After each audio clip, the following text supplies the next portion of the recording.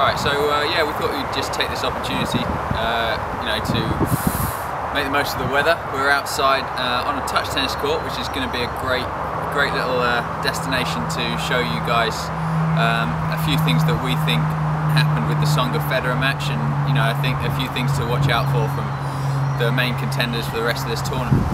So just going to take a bit of time now to show you how devastating Tsonga's forehand is and why it's so big. So I'm just going to demonstrate a couple of forehands. I'm going to show you, you know, the standard, potentially club forehand, and then hopefully you can see the contrast between the difference between that and what additional things Tsonga's putting into his forehand. So this is your standard club level forehand. So you notice how I still use my body weight, and now look at the contrast between what Tsonga's bringing to the court right now.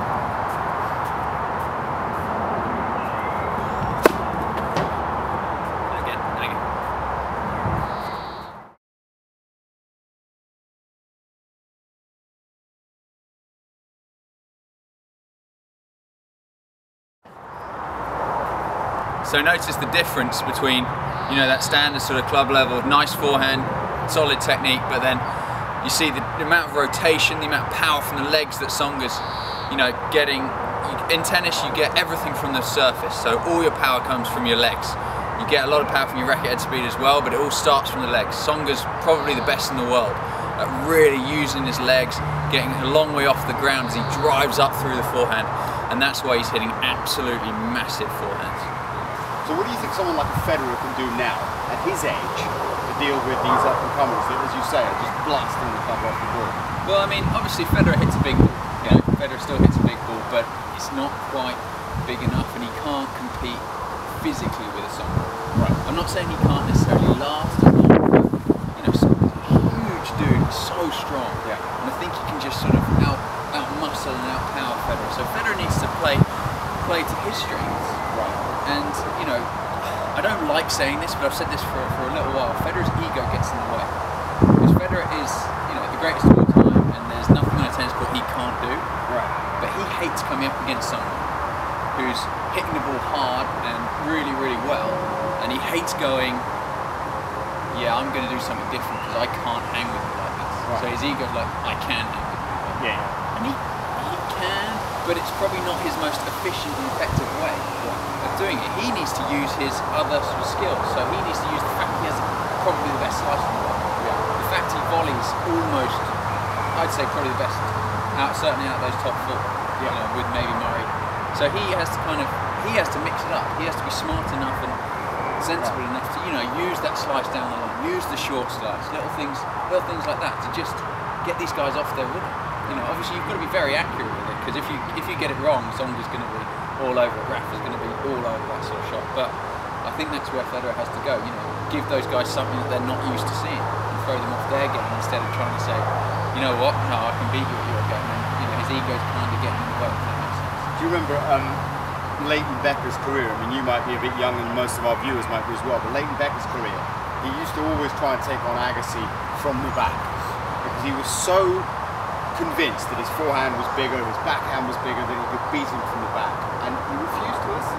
He just wouldn't take him on coming to the net. I mean, yes, Agassi had these stinging passing shots, but Becker just wanted to go pound for pound with him.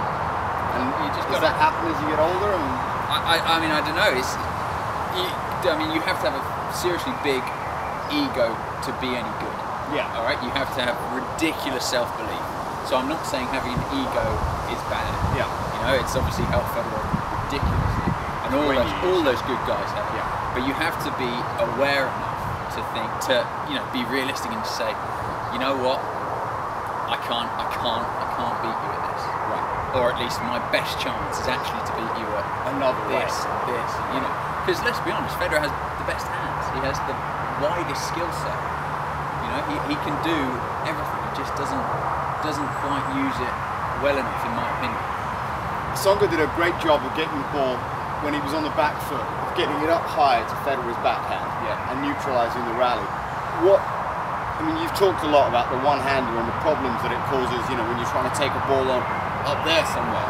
I mean, can you demonstrate what the differences are between a two-hander of Tsonga's with a high ball and the one-hander for us?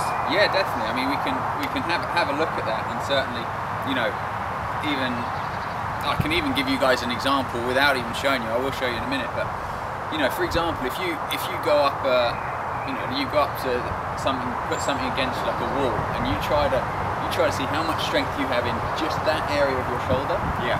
Like a one-hander. Yeah. And then you go put two hands there, and you've got the whole of the sort of the pushing forward. So you've got your pec, bicep of your left arm as well as your back and rotator cuff. And your rotator cuff is notoriously weak for tennis shots.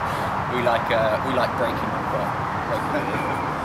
But you know, so that compared to that, and especially, you know, if you hit lots of two-handers, your left arm builds up. You get strength in it, so your left arm's strong, and that's why it's so difficult to generate power from up there on the backhand and really do any damage.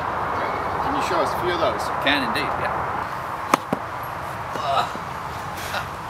Yeah, monster kick. Okay, so that's a one-hander.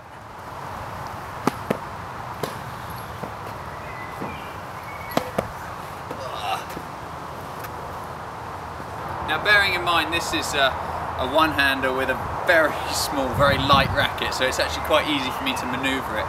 But notice the difference of how easy it is for me to hit the ball down with a two-hander as opposed to the one-hander. So if you can't hit the ball down from up high and back deep in the court, then you can't be aggressive with it. And nowadays, in sort of today's tennis, if you can't be aggressive or at least neutral, you're toast.